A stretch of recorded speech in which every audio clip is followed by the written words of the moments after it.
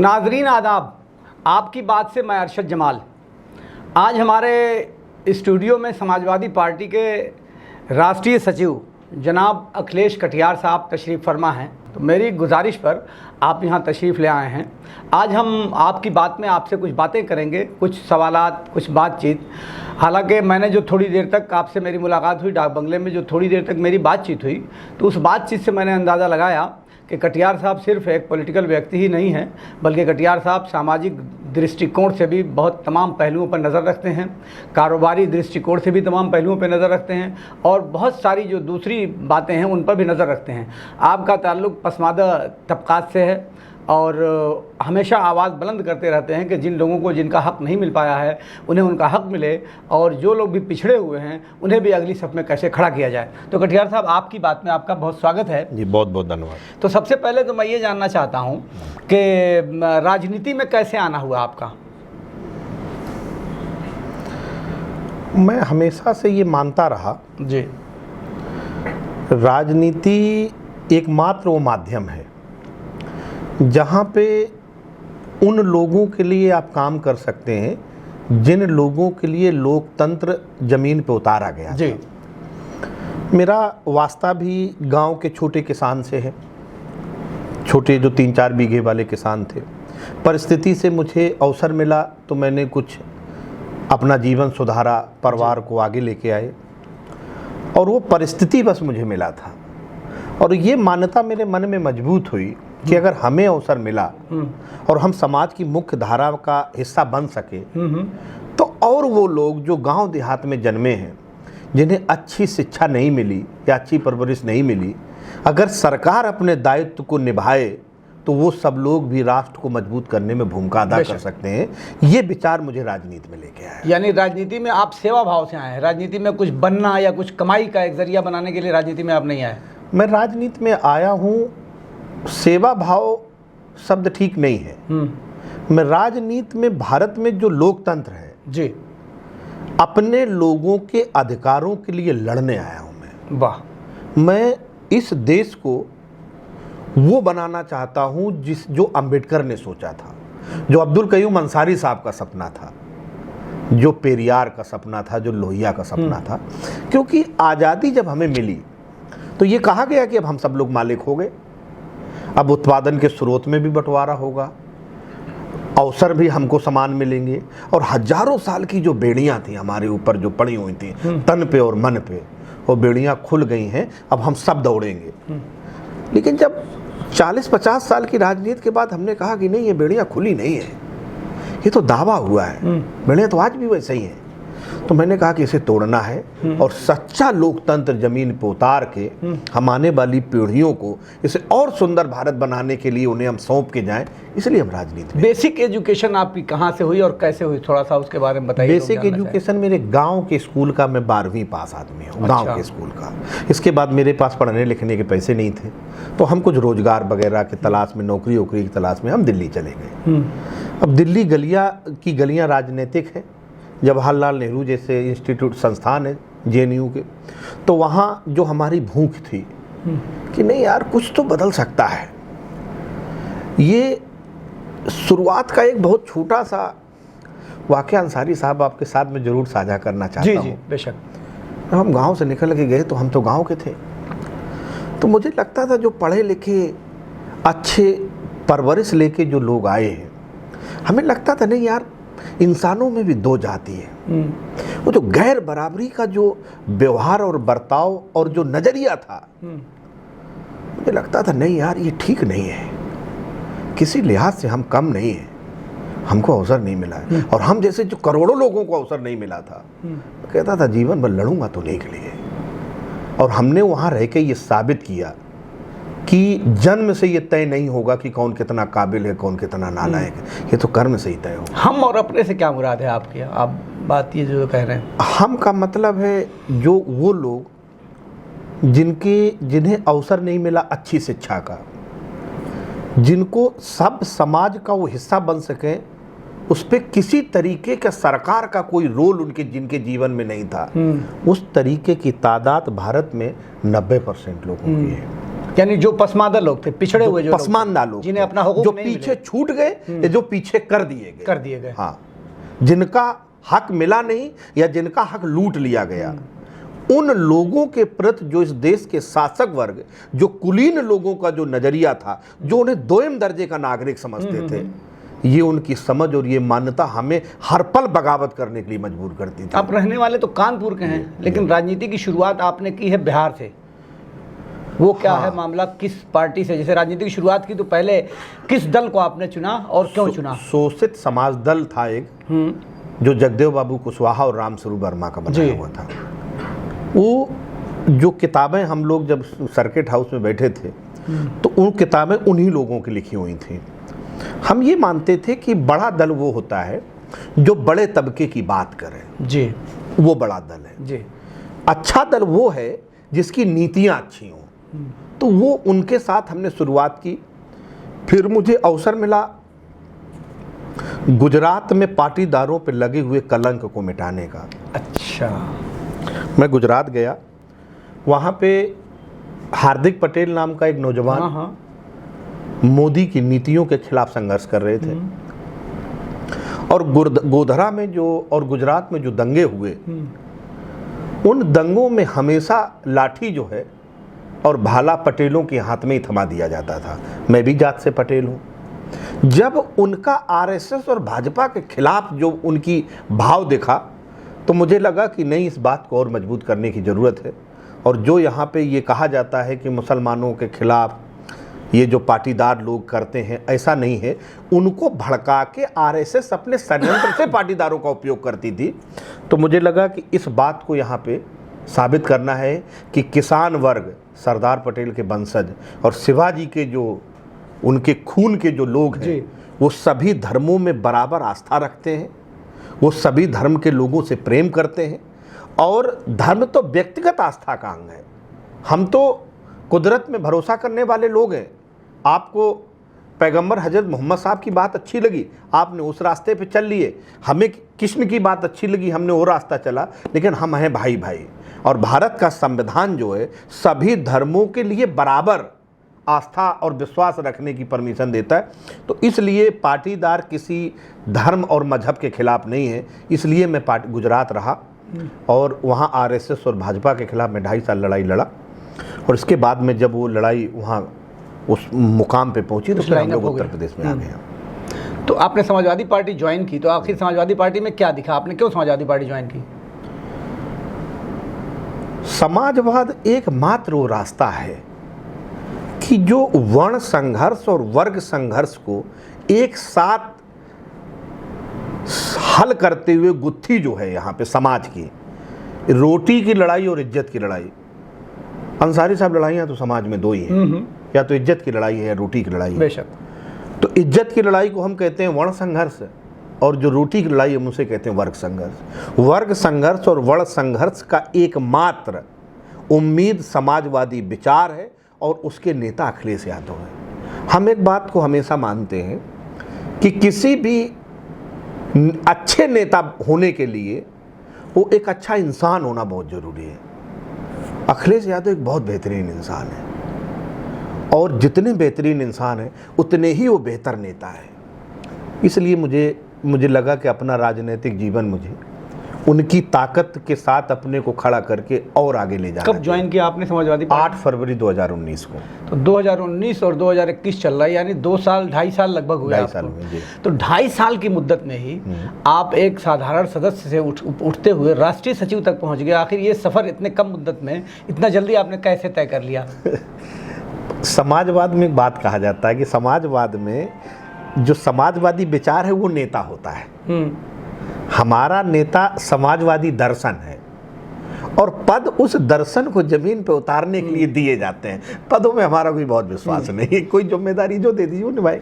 यानी पहचाना, पार्टी ने पहचाना, आपके अंदर कुछ हुनर देखा होगा, तभी तो पार्टी ने पहचाना और इतनी जल्दी इतना बड़ा पद दिया। जी, मुझे लगता है कि अखिलेश जी के लिए उन्होंने मुझे उत्तर प्रदेश में अवसर दिया काम करने का, और जो सम्मान दिया, जो ताकत दी, तो हम हमेशा कहते हैं कि समाजवादी दर्शन को हमें ज़मीन पर उतार के जी उनके नेतृत्व में ये जो ये सांप्रदायिकता फैली है, जो ये बेरोजगारी फैली है, ये और हम लोग उनके नेतृत्व में समस्याओं को हल कर सकें। 2022 में अगर हम लोगों की सरकार बनी, जनता जनार्दन ने हम लोगों को जिम्मेदारी दी, तो ये 25 करोड़ जो हमारे पास ये जो आबादी है हमारी, और ये जो 50 करोड़ हाथ है, इन 50 करोड़ हाथों को हमें रोजगार देना है। जमाल साहब, दो बातें और आप के साथ में ज़रूर कहना चाहता हूँ। ये जो लड़ाई है अच्छे इंसान बनाने की है। अच्छा इंसान बनता है अच्छी परवरिश से, अच्छी एजुकेशन से। हमें ये मंजूर नहीं है कि गरीब की शिक्षा अलग हो, अमीर की शिक्षा अलग हो। हम 20 साल जो बच्चा पैदा होता है और जब 20 साल तक जवान होता है, हम उसके 20 साल के जीवन में सरकार का इतना रोल तय कर देना चाहते हैं कि वो माने कि आज हम जो कुछ हैं हम देश के लिए हैं। लेकिन हो तो यही रहा है कि अमीर की शिक्षा अलग है और गरीब की शिक्षा अलग है। ये इस नाबराबरी को कैसे खत्म करेंगे? ये अगर हम लोगों को अवसर मिला, अवसर तो मिला था, अवसर मिला था। वो अवसर अखिलेश जी के साथ आगे जो चुनाव पे उस समय की बात अलग थी। अब इस समय जो हम लोग काम कर रहे हैं सरकार में कि हमारी सरकार बनेगी तो हमारी शिक्षा नीति क्या होगी, हमारी विदेश नीति क्या होगी, हमारी कृषि नीति क्या होगी, बेरोजगारी मिटाओ नीति क्या होगी, तो उन चीज़ों पे हम काम कर रहे हैं कि आम जो बच्चा जन्म लेके 20 साल तक के जो पीरियड है, सफ़र है उसका, हम चाहते हैं कि उसको ऐसे संस्कार दे दिए जाए ताकि वो एक अच्छा बेहतरीन नागरिक बने। और इसके बाद आप इस देश के निर्माण में और दुनिया की बराबरी में भारत खड़ा हो, ये तभी संभव है जब हम, नेहरू जी भी ये कहा करते, child is the future of the nation, बच्चे ही राष्ट्र का भविष्य हैं। और इस देश की भारतीय जनता पार्टी और कांग्रेस, चाहे मुसलमानों पे बहुत सारी आयोग बने और उनकी रिपोर्ट आई, उन्होंने कहा कि इनका बचपन ऐसा है, गांव में दलितों के बारे में बना, उनका बचपन वैसा है, किसानों के बच्चे स्कूल तुमने घेरा बना दिए, वहाँ मिड डे मील खा के रह रहे, कैसे बनेगा अच्छा देश, अच्छा समाज। हम चाहते हैं कि इस जो बुराई है इसकी बुनियाद से सुधार शुरू किया जाए, और ये काम हम करके रहेंगे। हम समाजवादी करेंगे, अंसारी साहब और करेगा। एक कोई डेलीगेशन चाइना गया था कुछ दिनों पहले जी, तो उसमें आप भी गए थे उस डेलीगेशन में जी, और 1 महीने तक वहाँ आप रहे थे जी। तो वहाँ काम करने का तरीका और हमारे भारत में काम करने के तरीके में क्या आपको अंतर मिला? तो मैं ये चाहता हूँ कि किस सिलसिले में जाना हुआ था थोड़ा वो भी बताइए, और फिर दोनों देशों के अंदर जो काम करने का तरीका है, आखिर क्या कारण है कि हमारे वहाँ उद्योग उतनी तेज़ी से नहीं फैल रहे हैं और वहाँ बहुत तेज़ी से फल फूल रहे हैं, इसका क्या कारण है? मैं जब ये 2.5 साल के पीरियड में जब माननीय अखिलेश जी के साथ हम लोगों की बातचीत हुई तो उनका ये विजन था। हमने उनके साथ अपना अनुभव भी शेयर किया कि साहब, हमारे पास जो 50 करोड़ हाथ हैं, हर हाथ में चाइना का मोबाइल अगर आ सकता है तो क्या दुनिया के और देशों में बैठे हुए नागरिकों के हाथ में भारत का बना हुआ मोबाइल नहीं जा सकता? ये जा सकता है, ये नज़रिए का फ़र्क है। सिर्फ टीवी हम चाइना की देखते हैं, सारे इलेक्ट्रॉनिक बाजार पे जो दवाई बनती है उसका रॉ मटेरियल है, मशीनरी है, हमने भारत को उपभोक्ता बना दिया। चाइना ने काम किया है पूरी दुनिया की ज़रूरतों को पूरा करने का। हम ये चाहते हैं, जैसे आपका बुनकर समाज है, आप हाथों के कारीगर हैं, आप इतना खूबसूरत चीज़ें बनाते हैं आप, लेकिन उसके पास प्रॉब्लम सिर्फ बाजार की है। हम लोग अगर सत्ता में आए तो ये बुनकर हैं और जो खेती से रिलेटेड जो चीज़ें बनाते हैं हम लोग, जो खाद्य सामग्री है, आज पूरी दुनिया में आज से 10 साल पहले तक तेल हम भारत में आत्मनिर्भर थे। हम खाद्य तेल हम बाहर से आयात नहीं करते थे। मोदी जी की ये स्थिति है कि आयात शुल्क खत्म कर दिया, आज हम बाहर का तेल खा रहे हैं, बाहर का गेहूं खा रहे हैं, बाहर की दालें खा रहे हैं, भारत बाहर का अन्न खा रहा है। तो ये चीज़ खत्म होनी चाहिए। हम जो उद्योग की बात कर रहे थे, अब सपोज करिए हम आज मऊ में बैठे हैं, यहाँ 10 जिलों का एक जोन बना दें और हम कहें कि जैसे चीन ने जो काम किया, उन्होंने कहा कि हमने टेक्सटाइल को, वीविंग को, बुनाई को, ये टेक्सटाइल से जुड़ा हुआ मामला है, हमने सारा पूरे दुनिया में टेक्सटाइल की कितनी ज़रूरतें हैं, जो बेहतरीन टेक्सटाइल की जो जो उत्पाद हैं उसका बाजार में क्या भाव है। अगर हम आपको अंतर्राष्ट्रीय बाजार से जोड़ दें 10 जिलों के, तो पूरी दुनिया का कपड़ा क्या नहीं पहना सकते आप? बिल्कुल पहना सकते हैं। हमारे देश के बुनकरों के हाथ में इतनी ताकत है और दिमाग इतना समझ है, अनुभव का भरा हुआ। जरूरत इन्हें, अगर इनसे छीन के इन्हें बेरोजगार किया है तो कांग्रेस और भाजपा की सरकारों ने किया है, ताकि आप अगर संपन्न हो गए, आपके बच्चे देश विदेश में पढ़ गए, आप सक्षम हो गए, तो आप 5 किलो गेहूं पे उन्हें वोट नहीं दोगे। 2006 में जब समाजवादी पार्टी की सरकार थी उत्तर प्रदेश में, नेताजी मुख्यमंत्री थे, तो उस वक्त उन्होंने बुनकरों को किसानों की तरह से फ्लैट रेट पर बिजली फराहम की थी। जाहिर सी बात है कि पावर लूम अगर कोई चलाता है तो बिजली उसके लिए ज़रूरी है, ज़्यादा टाइम तक बिजली मिले और सस्ती मिले, ताकि वो जो बाज़ार के जो इंडस्ट्रियल में बड़ी बड़ी इंडस्ट्री में काम करने वाले लोग हैं उनसे ये लघु उद्योग वाले भी मुकाबला कर सकें। तो उसके लिए नेताजी ने रियायत की थी कि बिजली में अगर रियायत दे दी जाए तो उतना इनका माल सस्ता पड़ेगा, तो जो बड़े मार्केट हैं उनके मुकाबले में ये लोग खड़े हो जाएंगे, ये खड़े हो पाएंगे, सर्वाइव कर पाएंगे, सर्वाइव करने के लिए। और उसका फ़ायदा भी हुआ कि 2006 से अब 2021 चल रहा है, तब से ये कारोबार कुछ बेहतर चला भी। जो पावरलूम बंद हो गए, धीरे धीरे ये इंडस्ट्री ख़त्म हो रही थी, तो ख़त्म होना रुक गई। मगर बीजेपी की सरकार यूपी में आई है तो इन्होंने जो फ्लैट रेट का पासबुक था उसको ख़त्म कर दिया और इन्होंने नया शासनादेश 2019 में जारी कर दिया, जिसमें तमाम तर जो फ्लैट रेट की सुविधाएं थी उसको ख़त्म कर दिया और रोज़ ये आश्वासन दे रहे। तो क्या सरकार आपकी आएगी तो इस पूरी इस योजना को आप ख़त्म करेंगे जो इन्होंने लागू कर दी नई वाली, और पुरानी व्यवस्था को लागू करेंगे? एक सवाल तो मेरा ये है। और दूसरा ये है कि बुनकरों के उत्थान के लिए, जैसे बुनकर हेल्थ और एजुकेशन, 2 शोबे में भी अगर आप ध्यान देंगे तो बहुत परेशान हाल है, बहुत बुरा हाल है, बहुत बड़ा हाल, बहुत बुरा हाल है। हेल्थ और एजुकेशन में खास तरीके से, हेल्थ में तो बहुत ही बुरा हाल है। और उसकी वजह ये है कि इसको खानगी मिलती नहीं, जो ज़रूरत की चीज़ें, जो ज़रूरत की खुराक नहीं मिलती, और मेहनत बहुत पड़ती है, मेहनत बहुत पड़ती है। तो कोई माँ भी अगर कोई पेट में बच्चा अगर उसके है तो उस बच्चे की ना खुराक मिलती ना माँ की खुराक, नतीजा है कि सेहत बहुत खराब हो जाती है। तो आप बुनकरों की आप हाइट देखेंगे तो बहुत कम देखेंगे। बहुत सही। तो मेरा सवाल एक तो ये है कि क्या उस योजना को आप बहाल करेंगे? दूसरा ये कि बुनकरों के लिए जो पसमानदा तबकात से आते हैं इनके लिए क्या योजना ले आएंगे?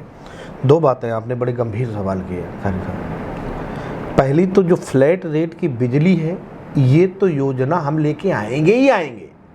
उसके अलावा आपको अंतर्राष्ट्रीय बाजार से उत्तर प्रदेश के बुनकर समाज को कैसे जोड़ के इनके संपन्नता का रास्ता कैसे बनाया जाए, आप और उस जैसे अनुभवी लोगों का हम बोर्ड बना के वो रास्ता निकालेंगे। एक चीज़ ये तो ऊपर की समस्या का हाल है, अनुभवी लोगों को बोर्ड बनाने की, अनुभवी लोगों का। दूसरी बात ये जो आपने कही, ये इतनी मार्मिक बात है। ये बच्चा पेट में है, उनकी हाइट छोटी होती जा रही है।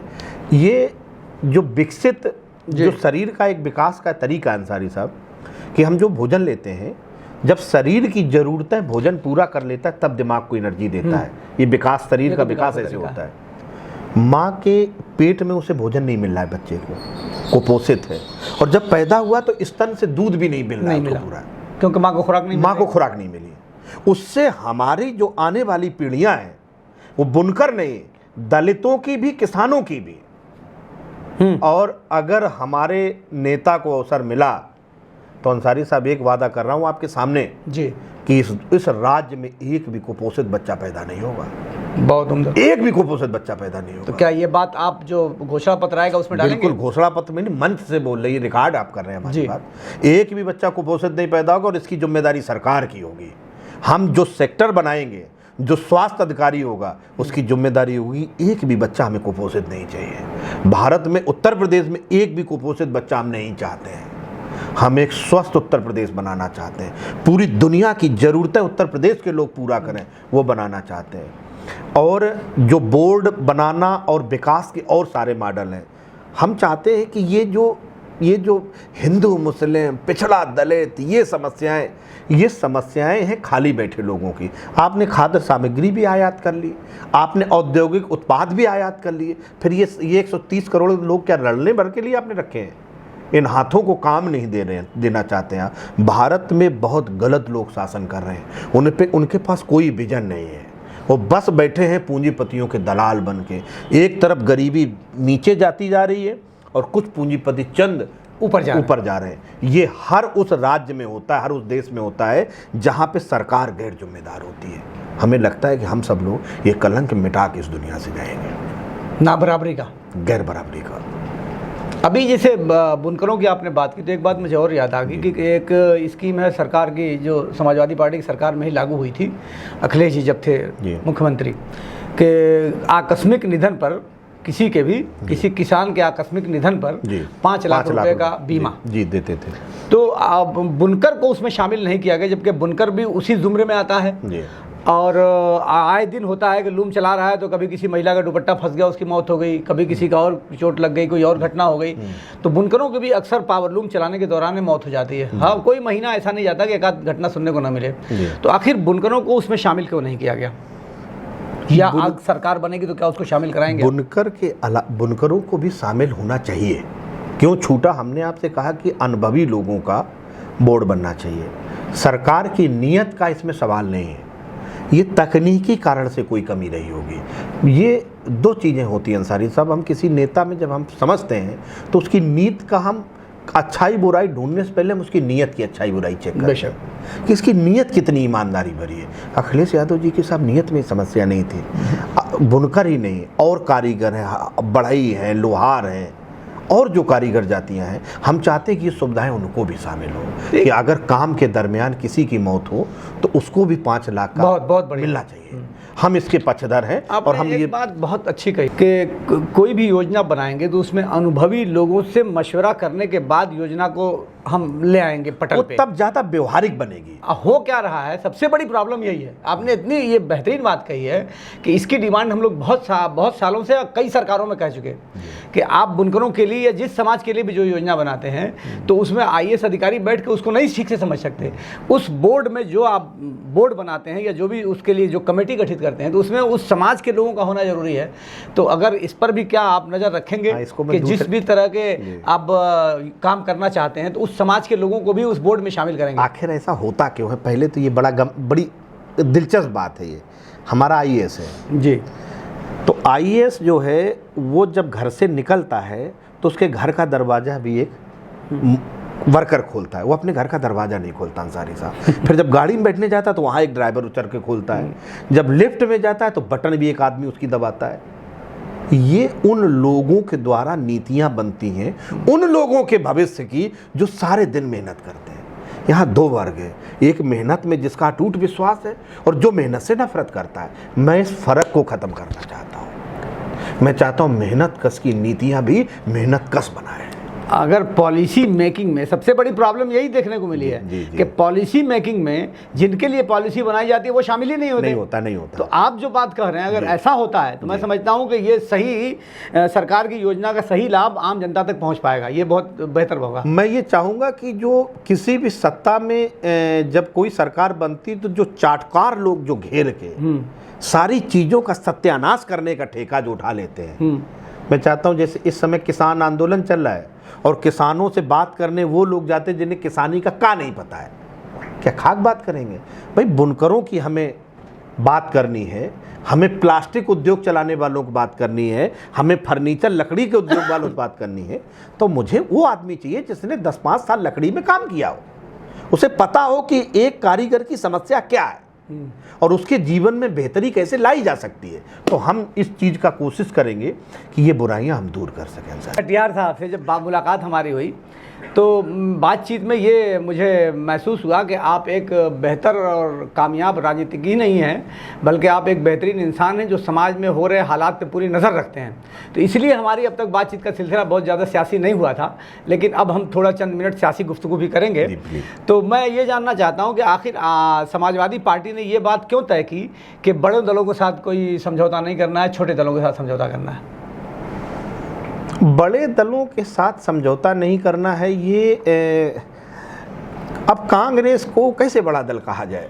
80% बूथों में तो उनके सदस्य नहीं, तो बात वो नहीं है। हमने ये तय किया कि हमें उन लोगों के साथ गठबंधन करना है जिनके ज़मीन पे लोग हैं, और वो लोग जैसे राजभर ओम प्रकाश जी हैं, उनके साथ वो हमारे साथ है। और दूसरा वो जो ये मानते हो कि अगली सरकार गठित हो तो उन लोगों के नेतृत्व में हो, उन लोगों के लिए हो जो किसान और मजदूरों की बात करते हो, जो कारीगर दस्तकारों की बात करते हो, जो मेहनत कशों की बात करते हो, तो उन लोगों के साथ हम बातचीत कर रहे हैं। हमारा गठबंधन बहन जी के साथ था, लेकिन हमारे नेता ने एक बात नहीं बोली बहन जी के खिलाफ, ईमानदारी से गठबंधन को का धर्म निभाया। लेकिन बहन जी ने भारतीय जनता पार्टी और आरएसएस के साथ बैठ के उनके बनाए हुए षड्यंत्र में फंस के उन्होंने अपनी बात खराब की। हम आज भी उनका सम्मान करते हैं। शिवपाल यादव जी के बारे में क्या ख्याल है? वो छोटा हमारे दल मानते हो नहीं या बड़ा दल मानते नहीं, हैं? हम उनको दल मानते हैं, छोटा और बड़ा नहीं। नहीं, चूंकि एक पॉलिसी है कि बड़े दलों से हमें अलायंस नहीं करना है, हम किसी तो को छोटे छोटा दलों से बड़ा ऐलान क्यों करना कहें? है। नहीं, हम उनको भी दल मानते हैं, उनकी अपनी तरीके हैं काम करने के। मैं उनसे यही मानता हूं कि अगर वो मानते हैं कि भारतीय जनता पार्टी प्रदेश के लिए अच्छे दल नहीं है, 22 से 25 करोड़ आबादी का भविष्य खतरे में है और उत्तर प्रदेश के 25 करोड़ लोगों का रहनुमा, नेता, अभिभावक और गार्जियन अखिलेश यादव को होना चाहिए, अगर ये मान्यता शिवपाल जी की भी है तो हम बाहें फैला कर उनका स्वागत करें। सरकार बनने के बाद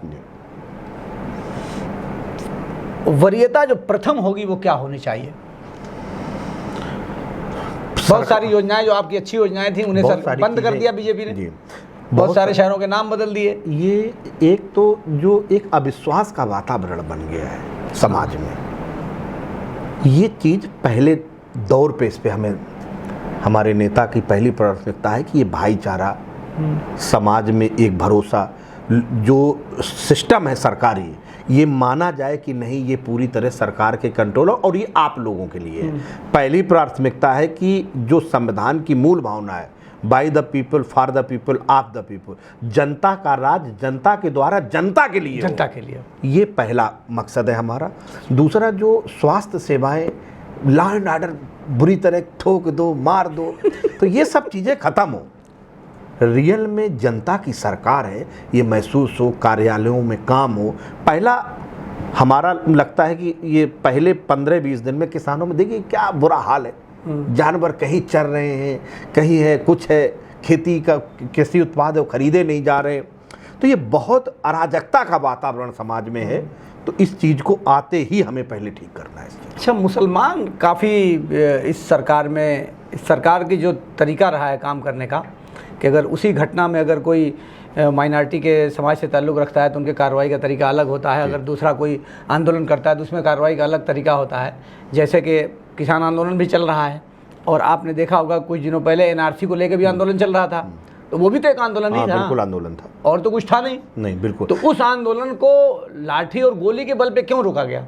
इसके पीछे क्या रणनीति थी सरकार की? सरकार का एक्चुअल क्या है कि जब आपका नियत जो है जनता को लूटने की हो और आपका मकसद है कि हमें इन 10 लोगों के घरों में पूरे देश की संपत्ति इकट्ठा करवा देनी है और मैं अडानी और अंबानी का बिल्कुल पेट गुलाम हूँ, जब इस मानसिकता से कोई व्यक्ति शासन कर रहा हो तो उसे वो मुद्दे चाहिए जिन मुद्दों में मैक्सिमम विवाद किया जा सके और जनता का ध्यान असली मुद्दों से भटकाया जा सके। तो उस मकसद से वो हिंदू मुसलमान को उपयोग करते हैं। ना उन्हें हिंदू से प्रेम है ना मुसलमान से प्रेम, उन्हें किसी से नहीं है। कौन सा रोजगार हिंदू को मिल गया जी? कितने किसान आत्महत्या कर गए? यहाँ किसानों के ऊपर वो कार चढ़ा दे रहे हैं लोग, तो वो हिंदू नहीं है, वो इस देश के निवासी नहीं है। कहीं पे कितने लोगों को इनकाउंटर करके आपने गोली मार दी, वो ब्राह्मण समाज के नहीं थे क्या? भाई ये कोर्ट अदालत क्यों बनी है? क्या कहाँ लोकतंत्र को ले जाके खड़ा करना चाहते हो? जिस दिन कोई किसी को गोली मारने पे इस देश को खड़ा कर दोगे तो गरीब आदमी को उम्मीद कहाँ बचेगी? भाई वो लोग जिनका भरोसा ये है कि हमें हमारे साथ अन्याय होगा तो अदालतें, ये जुडिशरी सिस्टम मुझे न्याय देगा, आप सरकार के नेता मुख्यमंत्री होके कहते हो ठोक दो।